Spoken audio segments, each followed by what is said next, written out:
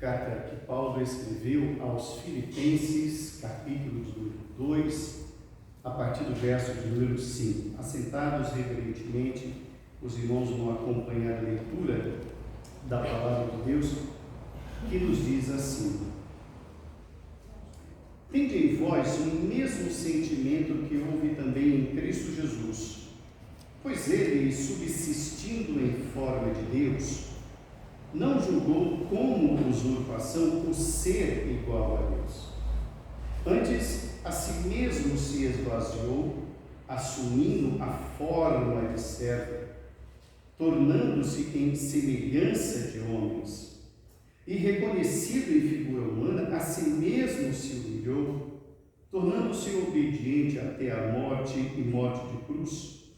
Pelo que também Deus o exaltou sobremaneira e lhe deu um nome que está acima de todo nome, para que ao nome de Jesus se dobre todo o joelho dos céus, na terra e debaixo da terra, e toda língua confesse que Jesus Cristo é Senhor, para a glória de Deus Pai. Que Deus nos abençoe, irmãos, em nome de Jesus. Amém. Irmãos, hoje, na sequência da nossa série de estudos e mensagens sobre a carta de Paulo aos Filipenses, nós já estamos na parte de número 4. Hoje é a quarta mensagem dessa série. E é bom que, para essa sequência, nós nos recordemos do último sermão, o sermão de número 3, onde nós pregamos sobre o capítulo 2, versos de 1 a 4. Naquela ocasião, irmãos, o tema da mensagem foi a importância de se viver em amor. Foi a mensagem da última série, da série número 3, a importância da vida em amor. E nós fizemos uma abordagem do capítulo 2, verso 4, das virtudes que havia na igreja. A igreja de Filipos era uma igreja rica, espiritualmente falando, mas também era uma igreja que trazia consigo as suas carências. E também nós observamos ali as carências da igreja de Filipos. E por último, nós falamos, irmãos, sobre as situações que estavam destruindo a igreja. Então, falamos das virtudes da igreja, das áreas que precisavam ser edificadas e daquilo que estava minando a vida da igreja. A igreja estava desperdiçando muita energia em torno de situações que precisavam ser identificadas e combatidas. Pois bem, uma das grandes questões, irmãos, que envolvia a igreja de Filipos eram as questões de relacionamentos interpessoais. Só para nós nos lembrarmos aqui, irmãos, a certidão de nascimento da igreja de Filipos está lá em Atos capítulo 16, quando o apóstolo Paulo tem uma visão, então ele vai até a Macedônia, até a Europa, e ele inicia um trabalho em Filipos, e o nome da cidade é uma referência ao pai de Alexandre o Grande, Filipe II, daí o nome da cidade, Filipos, uma homenagem ao pai de Alexandre o Grande. Quando o apóstolo Paulo chega à cidade, ele vai até um rio, onde há algumas mulheres orando à beira-rio. Então o evangelho ali é pregado, uma comunidade rapidamente cresce, a igreja é plantada e depois Paulo está agora distante, Paulo está preso escrevendo essa carta. Nesse momento que Paulo está escrevendo essa carta, irmãos, ele está preso, provavelmente na cidade de Roma. Existe um pastor na igreja, o nome do pastor é Epafrodito. E o pastor Epafrodito, ele viajou até onde Paulo se encontrava para levar uma ajuda financeira para Paulo. Só que quando ele estava lá visitando Paulo, o pastor Epafrodito, ele adoeceu. Então Paulo escreve esta carta para a igreja de Filipos e é levada pelo próprio pastor Epafrodito. E ele está dizendo que de fato Epafrodito estava doente, mas agora já está bom. ele escreve também essa carta para animar a igreja. Lá na parte final, ele escreve um recibo dizendo: eu recebi de Epafrodito a oferta que vocês me deram. Mas ele também vai tratar de questões de relacionamentos interpessoais que a igreja estava patinando nessa questão. Então, naquele bate-papo que Epafrodito teve com Paulo, ele falou: Paulo, nós estamos com algumas questões lá que precisam ser acertadas, o que você me aconselha? Então, Paulo aconselhou o pastor e depois escreve essa carta para a igreja, que é esse texto que nós estamos lendo. Os irmãos vão observar, irmãos, que essa questão aqui de relacionamentos interpessoais, ela é tão séria que lá no capítulo 4 existem duas mulheres lá, Evódia e Síntique, que elas não entram em acordo de maneira nenhuma. E Paulo fala: olha, eu oro por essas duas mulheres, eu rogo que essas duas mulheres aí entrem em acordo, porque elas têm virtudes, elas são virtuosas, mas da forma como elas estão, está minando a forma da igreja, a vida da igreja, a energia da igreja. Por isso, irmãos, diante desse contexto de necessidade de se acertarem os relacionamentos interpessoais, na noite de hoje o tema da nossa mensagem é: Jesus é o supremo modelo a ser seguido. O tema da mensagem de hoje é: Jesus é o supremo modelo a ser seguido. O que fazer diante dessas questões de relacionamentos interpessoais? Um pensa de uma maneira, outro pensa de outra maneira, o outro acha que tem razão, o outro acha que todos os demais estão errados. Quem é o padrão? O padrão é o pastor Epafrodito? O padrão é o apóstolo Paulo? Quem é o fiel da balança? Qual é a bússola que a igreja tem que usar para que todas as coisas caminhem bem na igreja? Como relacionar todas essas coisas? E Paulo vai dizer: Jesus é o supremo modelo. Por isso, no verso de número 5 ele diz: tende em vós o mesmo sentimento que houve em Cristo Jesus. O que está acontecendo, irmãos, com a igreja de Filipos é, apesar de ser uma igreja amorosa, apesar de ser uma igreja bem doutrinada, uma igreja grande, rica, próspera, que tem uma visão ministerial fabulosa, uma igreja missionária, uma igreja com gente muito crente, mas parecia que aquelas pessoas, muitas delas eram fios desencapados. De repente um choque acontecia e era um choque em cadeia. Sabe por que essas coisas estavam ocorrendo na igreja de Filipos? Porque a igreja se esquecera de Jesus. E como é fácil nós nos esquecermos de Jesus. Então Paulo escreve essa carta dizendo: lembrem-se de Jesus. Portanto, o tema: Jesus é o supremo modelo a ser seguido. Observem, irmãos, na leitura do verso de número 6, a primeira questão que a igreja precisava aprender. O verso 6 diz: pois ele, Jesus, subsistindo em forma de Deus, não julgou como usurpação ser igual a Deus. A primeira lição que nós aprendemos desse texto, irmãos, é que Jesus é o supremo modelo a ser seguido, porque Jesus não queria ser igual a Deus ou maior do que Ele. Jesus não queria ser igual a Deus ou maior do que Deus. Jesus é Deus. O texto no verso de número 6 está dizendo: subsistindo em forma de Deus, ele não julgou como usurpação. Ele não está querendo tomar o lugar de Deus. Ele já o é. Ele é o Deus Filho. Ele não deixou de ser Deus, irmãos, na sua encarnação. Ele não deixou de ser Deus sendo servo, mas ele encarnado, ele foi servo. A igreja se esqueceu disso.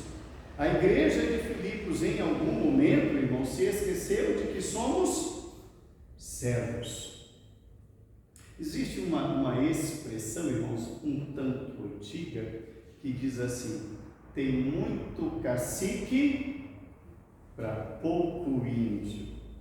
A igreja da modernidade, da pós-modernidade, irmãos, é essa igreja, onde todo mundo quer mandar, onde todo mundo quer ser maior, onde cada um quer tomar o lugar do outro, onde a briga é pelo poder, para influenciar. A pessoa, quando coloca o microfone na mão e aproxima da boca, então ele começa a dizer: eu, como dizia o He-Man, eu tenho a força. E ele então é o poderoso, ele é o todo-poderoso. E Paulo está dizendo: vamos nos lembrar de Jesus. Ele não quis ser maior do que ninguém, porque ele já o era. Ele não deixou de ser quem de fato ele era. Ele não quis ser maior do que ninguém. Uma certa feita, como os irmãos muito bem conhecem, quando o Senhor Jesus Cristo está se preparando para ser assunto aos céus, o evangelista João narra o encontro dele, Jesus, com os seus discípulos, e Judas estava naquele meio. E durante a refeição, o Senhor Jesus Cristo tira a parte de cima das suas vestes, pega uma bacia com água, uma toalha, e ele passa a lavar os pés de cada um dos discípulos, mesmo de Judas. Mas eis que ele tem Pedro entre o grupo. Pedro é Pedro, não, irmãos. Quando ele chega em Pedro, Pedro fala: nunca me lavarás os pés. E Jesus falou: não, tu não tens parte comigo. E aí Pedro percebeu que falou demais, falou: não, Senhor, lava tudo. Pedro. Irmãos, como temos petrinos, como há petrinos, gente que não quer ser lavada, gente que não quer ser purificada pela ação de Jesus. Jesus, ele é o exemplo. Aquelas questões, irmãos, dos fios desencapados ali na igreja de Filipos, era porque faltavam servos, faltava o exemplo de Cristo. Tende em vós esse sentimento. Uma segunda lição que nós aprendemos nesse texto, irmãos, que Jesus é o supremo modelo a ser seguido, porque ele não se prendeu a privilégios divinos ou eternos. Jesus não se prendeu a privilégios divinos e eternos. O verso de número 7, volte o seu olhar para o verso 7. Antes, a si mesmo se esvaziou, assumindo a forma de servo, tornando-se em semelhança de homens. Faltava à igreja, irmãos de Filipos, essa questão de que olhar para Jesus não é gritar que você é membro da Liga da Justiça, que você é o Batman, ou você é o Justiceiro, ou você é um herói das revistas em quadrinhos. Não. É lembrarmos que nós temos um espelho, nós temos um paradigma, a igreja tem um modelo que não pode ser substituído por quem quer que seja. Ali em Filipos estava ocorrendo uma questão, irmãos, de briga pelo poder. E briga pelo poder não era algo comum ou único apenas da igreja de Filipos. Isso ocorre onde há seres humanos. Entre o corpo discipular, entre os 12 discípulos de Jesus, havia essas questões. Eles brigavam para saber quem era o maior no meio deles. E essa questão, eu repito, era tão intensa entre os discípulos que eles levaram isso para casa.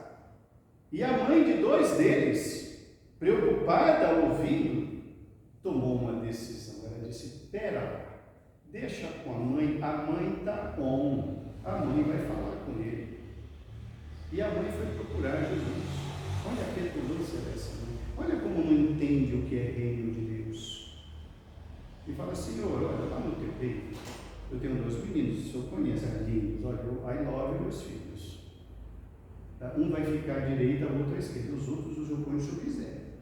Mas esses meus 2 lindinhos aqui vão ficar comigo. E Jesus respondeu, querida, senta aqui. Isso não me compete. Isso eu não cuido disso. Isso é coisa do Pai, isso é galardão do Pai. Eu não vim para isso, meu amor. Às vezes as pessoas não sabem para que de fato Jesus se encarnou. Qual o lugar deles no reino de Deus. E daí essas inconsistências, essas brigas, irmãos, que minam a força da igreja. Afastam pessoas, destroem vidas, tiram a esperança, porque há uma incompreensão e o apóstolo Paulo está dizendo que Jesus não está se prendendo aos privilégios que ele tinha lá na eternidade. Ele se esvaziou e ele assumiu a forma de servo. Irmãos, faltam servos. Faltam servos. Eu ouço muito, há muitos anos falar, Deus está levantando uma geração de adoradores e por aí vai essa ladainha. Adoradores, servos. Rogai ao Senhor da seara para que mande trabalhadores. Falta pegar no arado. Uma terceira lição que nós aprendemos nesse texto, irmão, Jesus é o supremo modelo a ser seguido, porque ele deixou o seu status celestial, mas ele não deixou de ser divino. Ele não deixou de ser divino. O texto, irmãos, prossegue dizendo assim no verso de número 8, final do 7 e início do 8, reconhecido em figura humana, a si mesmo se humilhou, tornando-se obediente até a morte e morte de cruz. O texto, irmãos, está nos falando da obediência. Ele foi obediente. Ele está ensinando à sua igreja que ele, como Senhor da igreja, por mais que ele seja igual a Deus, ele abriu mão de tudo isso, ele veio, ele se encarnou para ser servo, mas não para fazer o que ele queria, mas ele veio fazer aquilo que ele se propôs a fazer diante do Pai e do Espírito Santo. Ele assume a forma de servo e é obediente até a morte, uma morte que era destinada aos piores homens. E mesmo assim está ensinando a igreja que a obediência tem o seu lugar na igreja. E Jesus Cristo, irmãos, ele, na sua oração sacerdotal, ele fala exatamente isso. Vamos virar algumas páginas atrás, irmãos, e vamos ao João capítulo 17. Vamos acompanhar a leitura rapidamente, irmãos. São algumas páginas, alguns capítulos aqui para trás, alguns livrinhos aqui para trás, no Evangelho de João, no seu capítulo de número 17.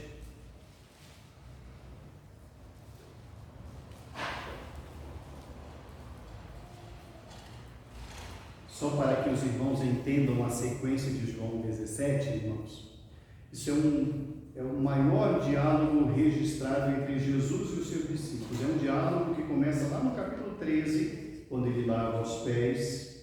Depois, lá no João 14, ele dá uma palavra de apoio, dizendo: não se turbe o vosso coração, crede em Deus, crede também em mim. Em João 15, ele diz: eu sou a videira verdadeira, e vocês são, meu pai é o agricultor, vocês são os ramos. No capítulo 16, ele promete o Consolador, e no 17, ele ora pela igreja. Capítulo 17.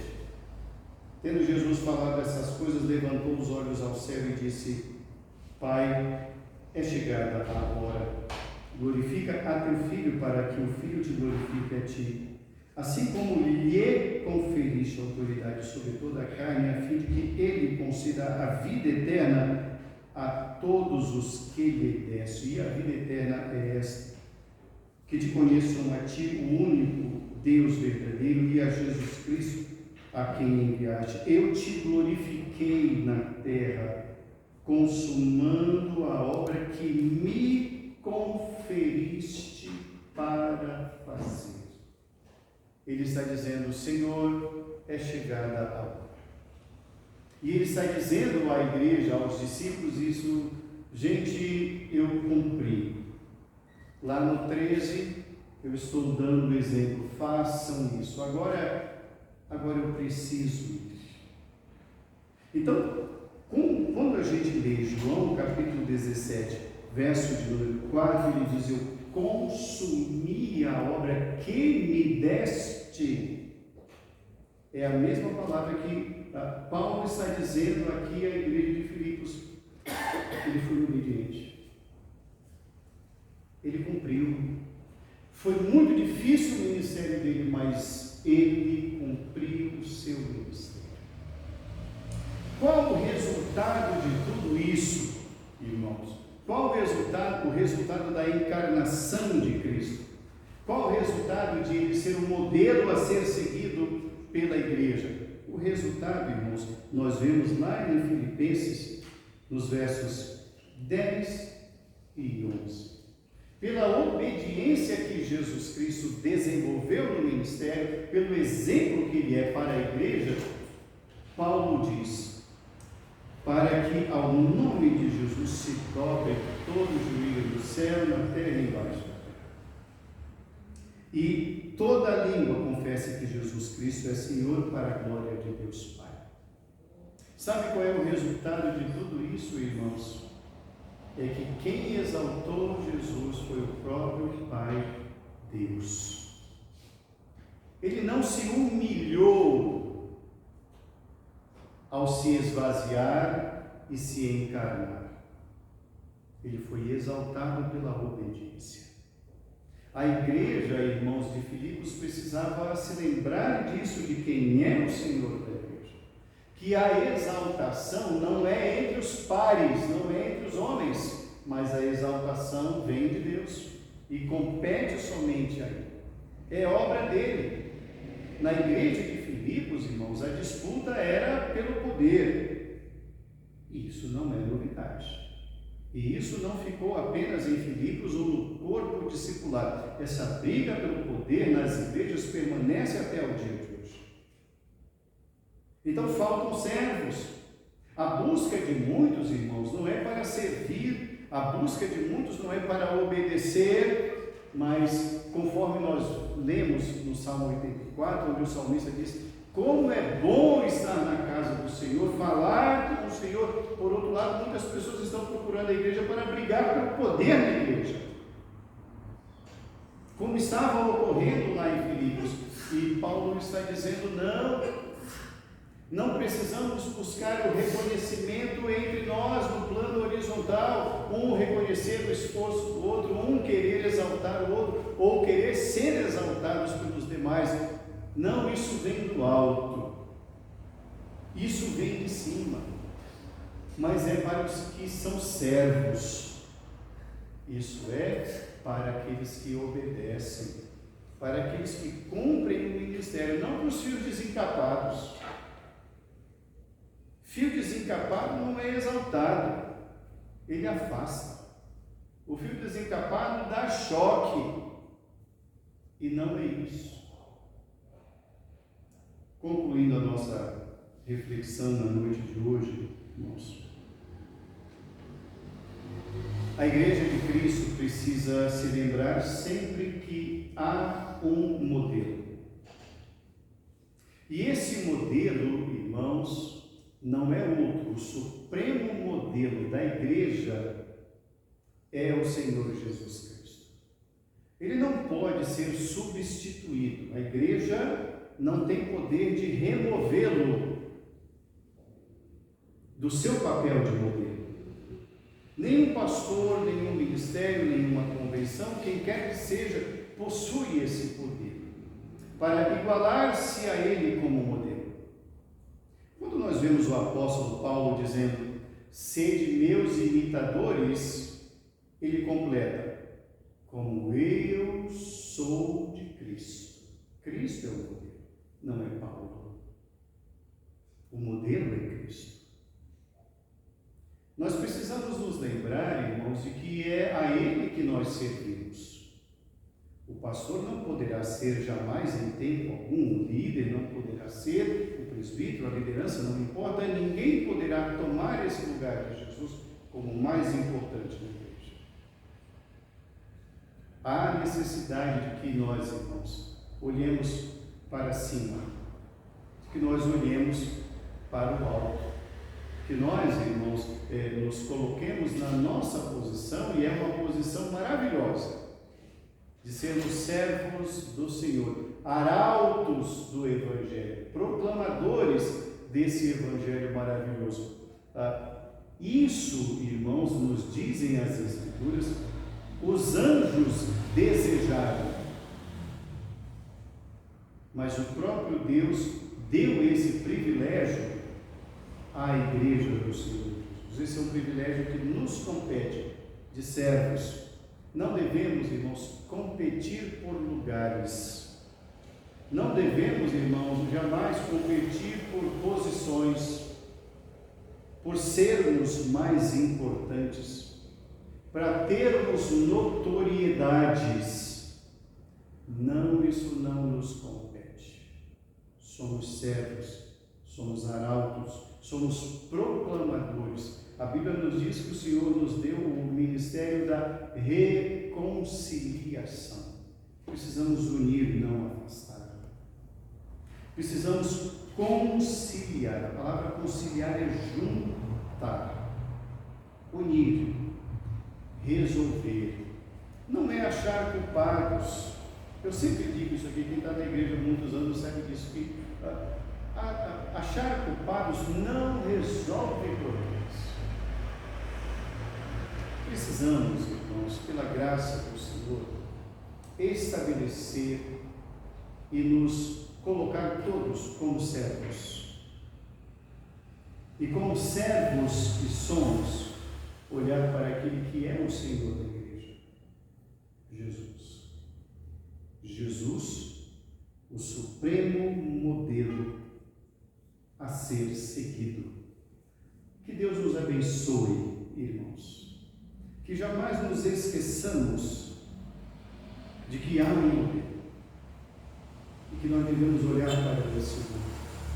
Por mais que gostemos ou admiremos ministros ou ministérios ou igrejas, não façamos disso um modelo maior do que Jesus. Se há virtudes em ministros, ministérios, amém, Deus abençoe.